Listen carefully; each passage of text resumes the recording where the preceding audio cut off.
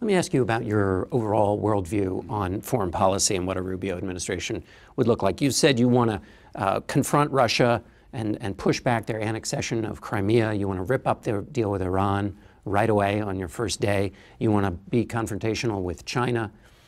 That's a lot for a country that's nervous about extending itself overseas. Aren't you offering the American people a kind of jittery beginning, a lot of things going on overseas? Well, I think the alternative is worse, which is a weakening position in the Asia-Pacific region. The fastest growing economies in the world are going to be in Asia for the next 50 to 70 years. We have important alliances there.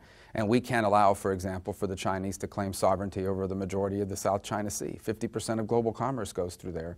We have important strategic alliances with Japan and South Korea, increasingly with the Philippines, that we have to live up to those commitments. Or we are giving China the argument they're already making to these countries in the region, which is America's a power in decline. You need to pay by our rules of the game. The Russian situation is a little different. They're sowing instability in parts of Europe, including nations that border them, where they're actually actively promoting all sorts of anti-government propaganda in those countries, pro-Russian propaganda, and in the process undermining potentially some of our NATO allies, like in the Baltic states. And so it's not necessarily a confrontational approach as much as it is a realistic one, and that is we have to live up to these commitments, or the world order will be completely rewritten in a way that is against our interests in Europe and Asia and throughout the world.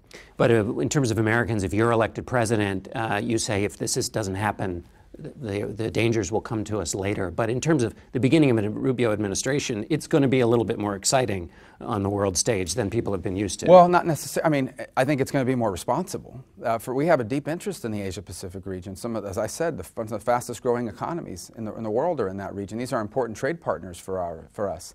But a lot of the linchpin of that has been the security arrangements that we have. The reason why these nations like Japan and South Korea and others have prospered is because of their security arrangements with the U.S. If we don't live up to those commitments, it completely rewrites the rules of the game, both economically and politically in the region.